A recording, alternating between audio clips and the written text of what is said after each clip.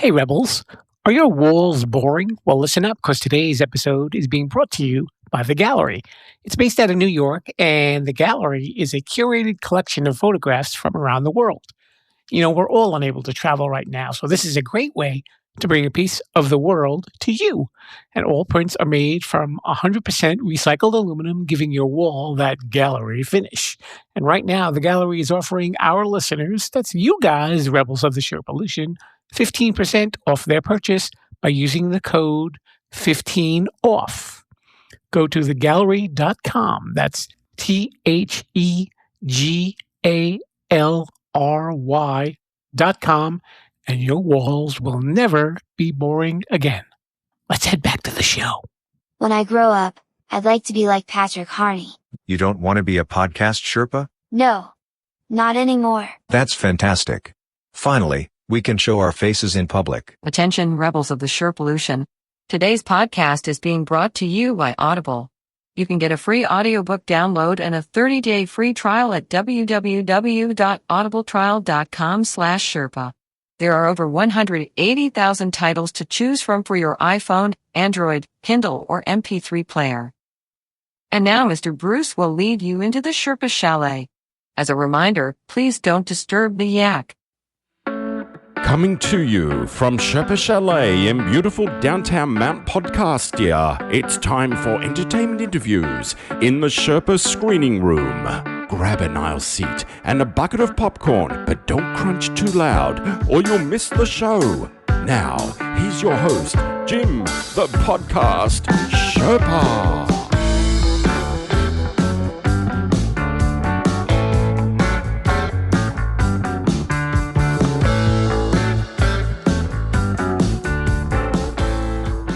Hey there, Rebels, and welcome to the Sherpa Screening Room. It's Faces to Watch Week. Another day. Yes, we're doing this for a couple of days this week.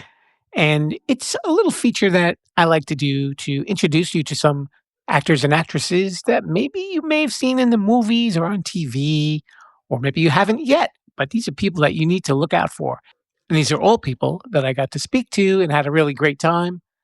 Today's guest's name is Patrick Harney, and he's done a bunch of movies and some TV, and I know he's working on a lot of projects, and you may see him soon in the future, so you definitely have to keep an eye open for him. So let's take a listen to my conversation with Patrick while he was out in the woods in Michigan. Hey there, Rebels. We're in for another interview at the Sherpa Screening Room, and my guest today is a guy living up in Michigan. There's a lot of trees behind him, but he's not deep in the woods, as he's explained this to me already. He's a budding actor who's been doing movies for the past couple of years, and he's doing some producing, and we will be talking about one of his latest creations.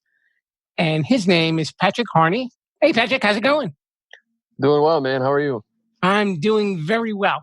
So you're kind of a new face. I mean, did you really just get started just within like the last 5 or 6 years?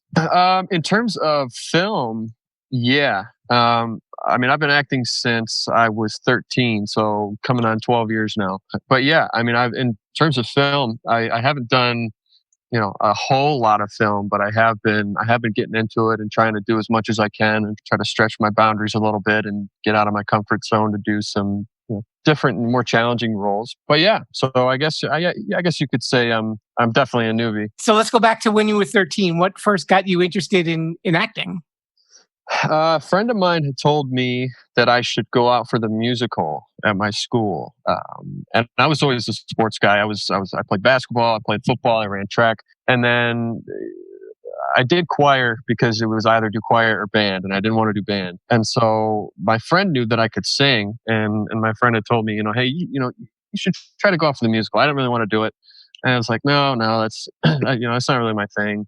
And he said, just try it, see what you think. So I went and I did an audition, and this kind of shows you how little I really cared or took it seriously. The song that I sang was Santa Claus is Coming to Town, and then they told me that they wanted me to be in the show. And at that time it was during basketball season. So I said, I'm sorry, no, I can't do it. I just wanted to say I could do it. And they said, no, we'll work around your basketball schedule. And I was like, so they gave me every reason to not say no.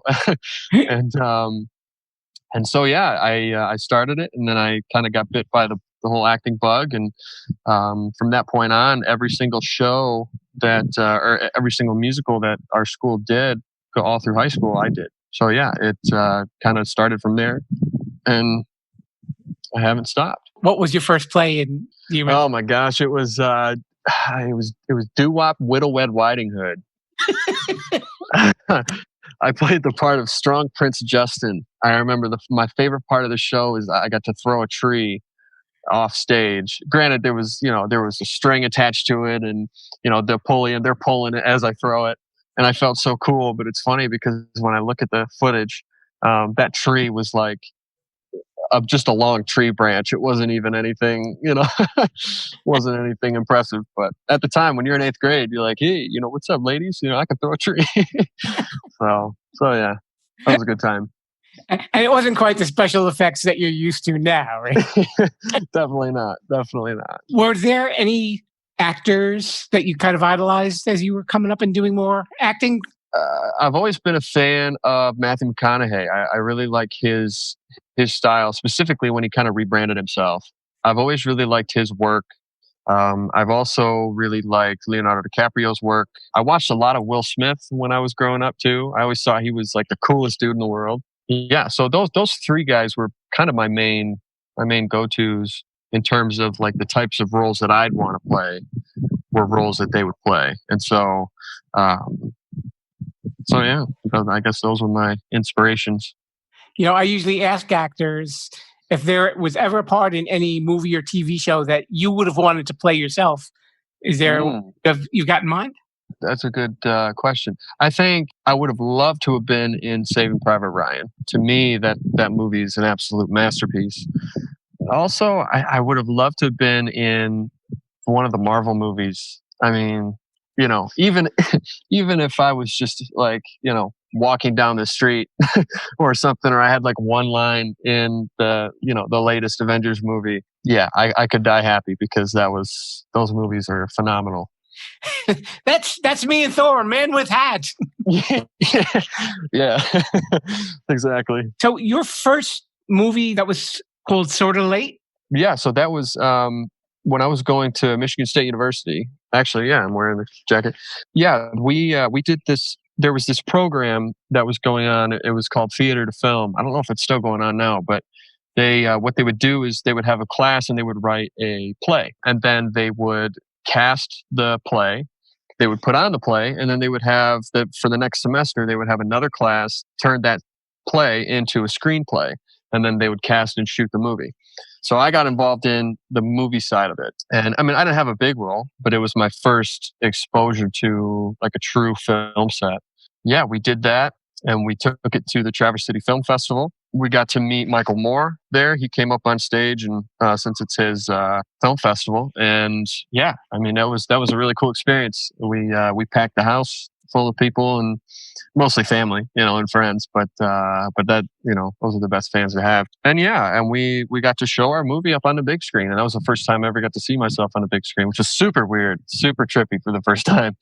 But yeah, it was fun. You bring up a good point. Do you have a problem watching movies that you're in? I don't have a problem with it. I'm just so overly critical. If it were me, I would almost want to see the film first. And then if I'm freaking out about it, or if I'm stressed about it, then I'll tell people like, no. But I mean, I've never really had an issue. I know some people don't like to watch themselves, but I personally do, just because I like to be able to pick out what I need to work on, or if I watch something and I'm like, ooh, like I got caught acting there, because the whole thing is, in a scene, it's supposed to be just a conversation, and actually I was just talking with my cousin the other day, who's an actor, Michael Harney, and he was telling me you should be very intentional with things. So like if you're in a scene, if you're gonna drink a cup of coffee, drink a cup of coffee. If you're gonna smoke a cigarette, then smoke a cigarette. But don't showcase it. Don't be like, oh, what's up, and light the cigarette and go. Like it's no. You just be natural, and everything should be organic. And so I think, so sometimes when I watch some of my earlier performances, it makes me cringe because I'm not anywhere. I'm not like Brando or anything like that. But I've definitely learned a lot since then, and I've taken classes more and I've studied more since some of those earlier performances, and especially the musicals in high school. And I look at them, I'm just like, oof, this is tough. I think we all ultimately kind of become our own worst critic. Well, I guess, and especially it's tougher with movies because there it is. It's captured on film, and lots of people are going to see it, strangers and friends, and you know Yeah. how they're going to take it. Like, what was Patrick thinking? Or God, he could be the next Brando. He could go one way Yeah. or the other. And also too, because it's all other people's, it's all their choice of what they like. And so if they watch me, one person might say, oh my gosh, he's fantastic, he's great, and then another person says, who the heck let this guy in their film? you know so to me, what I've really had to learn is when I get done filming, my job is done. At that point, I can't do anything about it. Time to move on, which has really helped me, because before, I've growing up, I always really cared about what people thought of me, or just as kind of like an insecurity of mine. And I think now I'm able to kind of just say, I'm just going to be me, and if you like it, great. If you don't, I'm sorry, but I don't really know what to do from there. So, if you're not going to like me, then you're not going to like me. Is what it is. Yeah, I mean, people do go to movies sometimes with preconceived notions. They may see your face on the screen and just be like, "Oh, I don't like that guy for whatever reason," and there's nothing you can do about it. It's not a person that you're making contact with; they're just facing the crowd at that point. Yeah. It happened to be watching your movie. Yeah, exactly. Now, one thing that I've noticed about some of the roles that you play, you really mix it up with the roles that you take. You don't really seem to fall into one specific kind of role. I've seen you. You've been doing movies where you're a cop or detective, or in Scapegoat, you are being chased. Yeah, I'm trying to survive. Yeah, I try to. I don't want to get pigeonholed into anything. However, granted, if I if I were to get offered, to play a cop in a bunch of different blockbuster movies, I'm not going to turn it down. No, I'm not. But at the same time, I more so want to challenge myself, though, too, and I kind of want to, in an effort to, when I take on all those different roles, it's kind of in an effort to try and find myself as an actor, as to figure out what I can do, what I can't do, how far I can go. And like I'm going to be in a series that we had to halt production because of all of this stuff going on, but it's called Half Blood, and it's going to be on Amazon Prime, and I'm playing a vampire. So, and not like the Twilight Twinkling in the Sunlight type thing, not like that. It's a lot darker and it's a lot grittier, but yeah, and so that's totally different from like the hippie stoner, or the philosophical stoner that I played in Electron Blade, which hopefully is going to be, the pilot's hopefully going to be finished up here pretty soon. So yeah, I do. I enjoy playing a cop or like a soldier, that type of character. I like that kind of character, and I imagine I'll definitely play it again. And I'm fine with that. I'd like to, but yeah, if I can stretch it out a little bit, if I can play with the different levels that I can get, then that'll be great. Are there any other genres that you'd want to kind of dip your toe into that you haven't done yet? I'd like to do some more comedy. Right now, I'm currently writing a comedy series, but yeah, I'd like to do some more comedy just because I haven't really done a lot of it. The stuff that I've done, I've been able to bring some sort of a comedic element to it. If I can, but I don't ever push anything. So yeah, so I'd say I'd like to do comedy. I'd like to do like a war flick. World War II is like my favorite war to learn about, and I love World War II movies. So that kind of thing I think would be cool to do. And then yeah, I think those two would be my pick. Now, one of your upcoming movies, Locker 42, is something that you're in, and you're also the producer. I am one of the producers, yeah. So that film, right now we're in pre-production, and it's being directed by Jeff Kapp and his production company, Vigilant Entertainment. Our producers are myself, Jeff Kapp, Shane Shansky, and then one of my cousins who's also an actor, Axel Harney. His production company, Axe Fin Productions, they're also on board. And so he's acting and producing on it as well. And Yeah, I'm really excited about that film. Basically, about these bodies that are found in a storage locker, and it's very, very similar to a case that went cold from back in the '90s in the same storage locker. And so, my cousin's character Axel, he's a detective, and he's asked to come and jump on the case to try and figure it out. And my character is a rookie cop that gets asked to be his liaison almost, and I'm asked to by my father, who is the chief of police at my police department. So yeah, there's a lot of tension and there's a lot of that, but it's cool because it bounces back between the '90s and the present day, and there's a lot of different twists and turns, and I mean, everybody that's read it so far, they've all said that anytime I try to figure out what's going to happen next, it goes in a completely different direction that I didn't think could be the direction that it could take. So yeah, so right now we're in the process of getting funding, which as you know is always sometimes the hardest part of getting a film made. So yeah, we're in the process of trying to reach out to investors and make sure that we can get this project made. Now, I'm picking up on some little statements that you made. How many relatives do you have? Yeah, so there's three of us. There's three of us in the family that are actors, and so my one cousin Axel Harney, he actually started out in modeling, and he's been all over the world modeling, and then he's been acting. He actually just had a film come out that got distributed by Sony called Boyne Falls that came out this last year, and it's a really good film. It's on Amazon Prime. And then my other cousin, Michael Harney, he's been at it for a long time. He lives out in L.A. and he was Sam Healy, the guidance counselor on Orange Is the New Black. He was in A Star Is Born. He was on the show Deadwood, first season of True Detective. I mean, he's done it, and he's been around the block, and he's put up some great performances. So he's kind of been my mentor with all this, and he's really been able to help me. Kind of expand my mind, so to speak, with how to look at things and how to look at performances. Not necessarily just watching it as, they did some good work. That's cool. But, well, why did they make the choices that they made? And instead of taking things and thinking of them or intelligently thinking of it as like organically and trying to learn that way. So yeah, we've got some good performers in our family. That's for sure.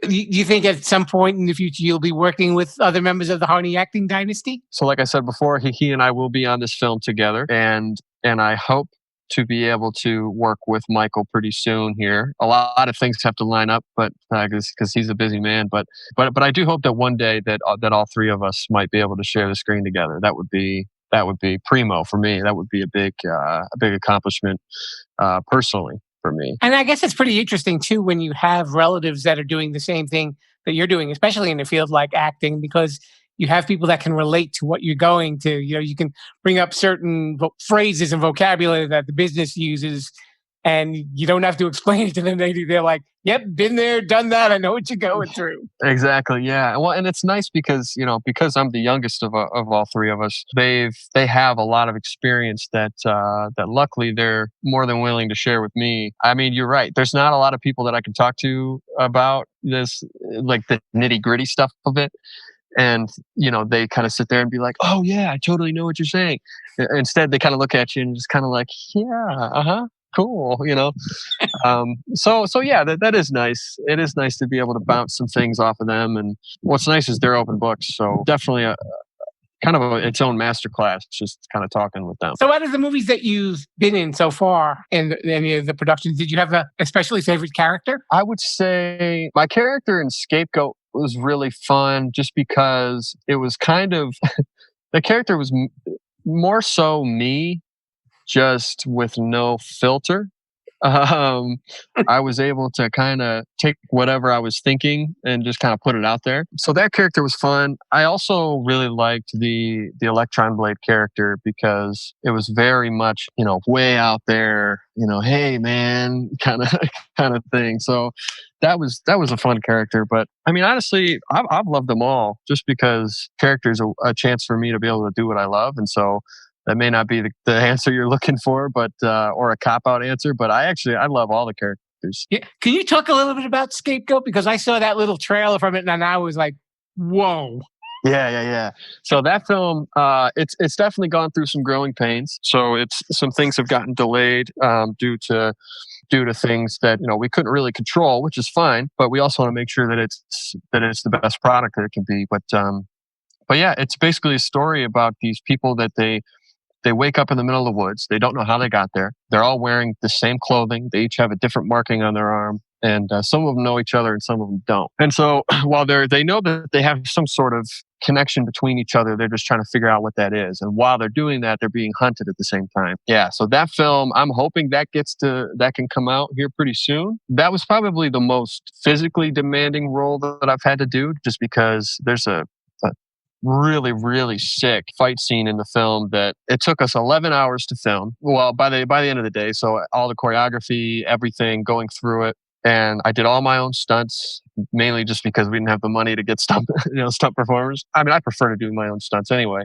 And I got to learn a lot about fight choreography. Yeah, man, it was just getting down dirty in the woods, just flying on the ground, rolling around, punching each other, kicking each other. Yeah, there were some really, really cool moves too, because the guy that plays the killer in the film, he was our stunt coordinator. So he was teaching us a lot of cool stuff. He's actually playing or in the Marvel Universe Live show that travels around the world. So yeah, he did some great work on that film, and I'm really excited for it to come out. You've done quite a few movies and things within the last couple of years. What would probably be the best advice you would give to somebody who wants to get into the field, apart from having cousins who are also? Yeah. Well, I'll tell you what. The one thing I will say that I've really admired and that I really like about my cousins is nothing's handed to me. Everything has to be earned. And especially with my cousin who's been doing it for a while, Michael. He's very much a cut your own path kind of guy, and he's very old school in that sense, which I really, really like. I would say the advice that I have, I would say just create your own stuff. One thing that Michael's taught to me is, the business is not going to come to you, and it's not going to wait on you either. If you wait on the business, it's going to leave you hanging every time. So make your own stuff, get some people together that you're like-minded in the sense of creativity, and, get a camera, just start filming stuff. I mean, you can film stuff on your phone nowadays. So, just create, write, even if it sucks, even if it's garbage, just write, create, shoot, get some things out there. And then also, like, just be a genuinely good person.